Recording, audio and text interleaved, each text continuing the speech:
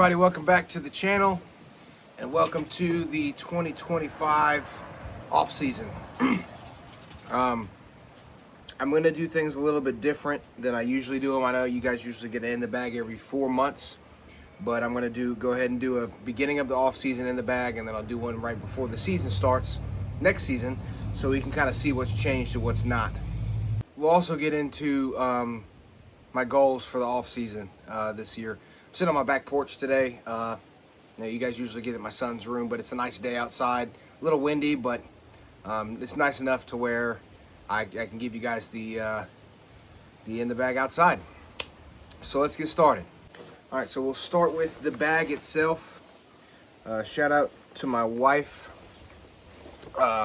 She got me this. You guys saw it a couple weeks ago.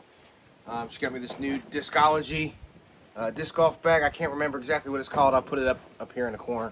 But this thing is great. It's got so many pockets, so many things I can do with. So this right pocket I use for like my finger tape and my my business cards and stuff. I also use it for my extra rosin bag, and I got my rangefinder down in here. It's a nice pocket, and then on this other side I use it for snacks, drinks, all that good stuff. I still have Gatorade in here from last weekend. So that is the bag that I'm using, and we'll go ahead and get into the putters. So I'll start with my putt/approach slot, which is putters and mid-ranges and stuff. I've got 7. There's 7 of them here. So we'll start with the putting putters. I'm putting with the War Spear still. I'm using the ones that I had from the NCPKU championships this year. Nostalgia for one thing. I love the fact that I have these and we had this tournament is awesome. But I've been putting with these for a while and they've been treating me pretty good. And then throwing putters, I have 2 technical throwing putters. I've got a koi, and you guys know what the koi is used for. This thing's still in my bag. It's probably not going nowhere. I have this North Texas Open cash. I can use this thing on forehand. I don't do it a lot because it'll flip up for me and then turn and then fade. I do like it though for that reason. But normally if I'm throwing a backhand that doesn't need that much distance and there's no forehand line whatsoever, I'm taking this out and I'm throwing this. And then I have 2 Devil Hawks, one brand new to the bag, one that's been in the bag for a minute. Throwing this Devil Hawk is from the PKU championships also. Just my main approach disc that I'm using. It's a tackier plastic, so it normally will sit down when I throw it. I do love this Devil Hawk very much. It's in the bag forever. I actually have a couple extras of these exact Devil Hawk in case I lose it, because I always want to have one with the PKU stamp on there for my son. And then I have this brand new NXT Devil Hawk, a little bit more premium plastic. I can get this thing to skip. A little bit more overstable than the other Devil Hawk that I have, but this is the brand new disc to the bag, and I haven't really thrown it all that much yet. But that's those are the two of the 3 approach discs I have. And then last but not least, this is a new addition to the bag to replace. I used it to replace my Justice, because the Justice and the Devil Hawk pretty much did the same thing, and I needed something a little bit more overstable. I know that sounds crazy, but I've got this Reptilian Stego. This thing I can throw in any kind of angle, and it's gonna fight out of it no matter what. Really great for those little forehand touchy Anheuser approaches. Super overstable. I beat it in pretty good, and it's still overstable as crap. So love this thing. It's a fairly new addition to my bag. You guys will see it pretty often. So we'll go ahead and get into the fairway drivers.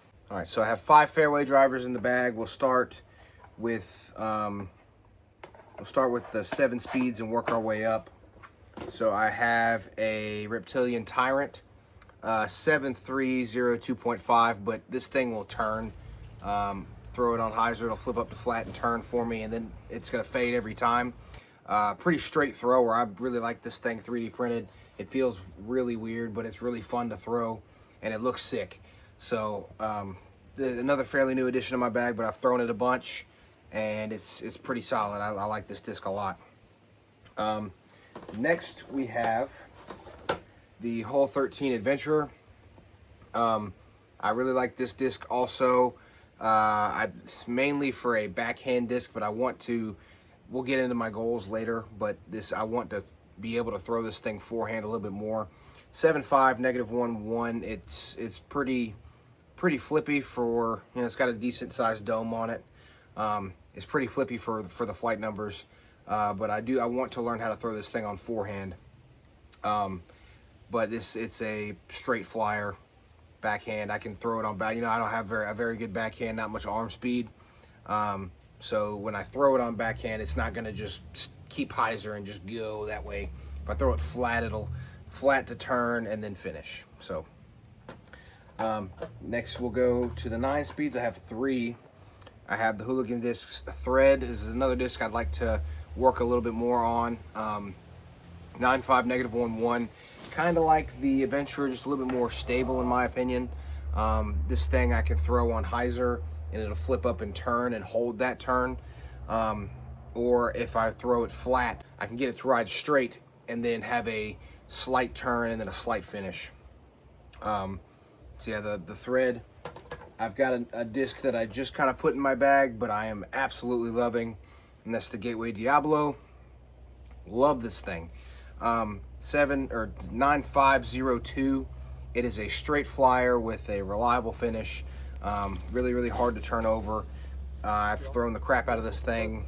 I could throw it pretty hard and it's not gonna burn over on me, but this is the Super Glow platinum version of it. I've got a couple more on the way, but I really do like this Diablo. And then last but not least, I have another kind of new disc. Is Reptilian Komodo. It's a 9303. It says aggressive fairway driver, and it is that. The plastic is actually really stiff, and it flies exactly like the flight numbers suggest. Just an overstable, it's gonna go right no matter what. It's really good in wind. Got this thing to replace my Captain's Raptor, and it's done great for me. Just as overstable, just as beefy, does the exact same thing. Still comfortable in the hands. I love this thing a lot. So with that, we'll go ahead and get into the distance drivers. Okay, so I have 3 distance drivers in the bag right now, and I'm still kind of working it out, but we'll go ahead and go through those real quick. I've got the Hull 13 Wanderlust, 12.5 or 12.6 -1.2. It's a little bit flippier than the flight number suggests, in my opinion, especially throwing on forehand. I throw this thing on pretty steep hyzer, it's going to flip up to flat and ride straight for a good little while and then dump at the end. Or if I throw it flat, it's going to turn. It's going to have a pretty heavy turn coming out of it, and then it'll finish to the right if I give it enough height. This is another disc I want to throw a lot more. I want to kind of work it into my everyday throwing discs on forehand at least. I've thrown it backhand a couple times, but I don't, like I said, I don't have the arm speed, so it just kind of burns out of it. But I do want to work this in on forehands a lot more. So the Wanderlust, and then I've got the Hooligan Yeet. I'm not gonna say this is my go-to distance driver, but it's pretty close. It's a lot like the Wanderlust in the fact that I can throw it on hyzer and flip it up. I can also get a pretty decent turn out of this thing. But thrown flat, it will turn for me and finish right every time. I have burned this thing over a few times, throwing it a little too hard or angle control, but this thing will bomb if I can throw it correctly. This thing bombs. I love the Yeet. And then last but not least, a disc that I had lost and then has come back to me, the Gateway Illusion. This is my favorite distance driver I've ever thrown. It's the platinum version. I lost it at FTC, and then Jill and Tony went out there and found it for me, so thank you guys for that. I love this thing to death. Still, to this day, the farthest I've ever thrown a disc in a tournament at 376-ish feet.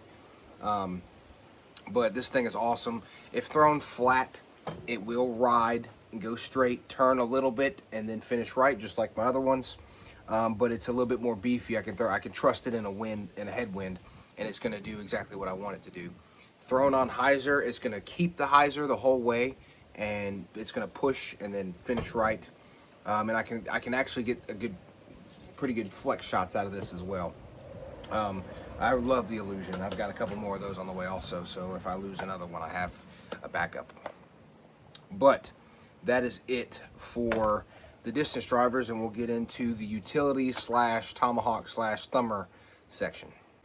All right, so we'll start off with the most flippy and then end with the most overstable for the utility tomahawk stuff. I've got the Psychic. This thing has been in and out of the bag for the past year and a half.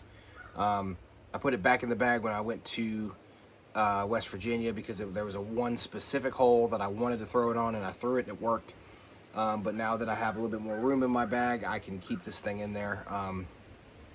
The Psychic is a great disc. It's one of those the really rubbery type of discs. I can throw it on a tomahawk and it will normally hit and sit. It has rolled away a couple times, but that's just because it's a high-speed driver and it rolls a little bit. But most of the time I throw it, it's very flippy, so it's only used for approach shots. Throw this thing, it'll sit down where it hits the ground. The next thing I have is my Hooligan Vibe. Love this thing to death. It's a workhorse in the woods for me. It doesn't go very far, probably maxes out at about 200 feet when I throw it hard. But that's just because it's beat to crap. As you can see, it's almost nothing left. It's beat in really good, and it does exactly what I need it to. Use it for thumbers, tomahawks, anything overhand that is just a little flick or approach shot.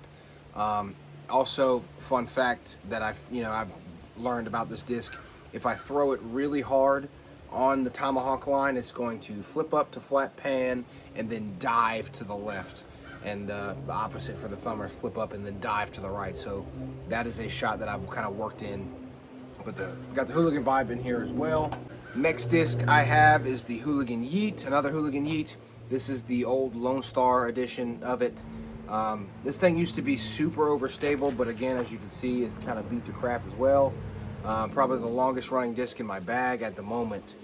But I have tore this thing to pieces.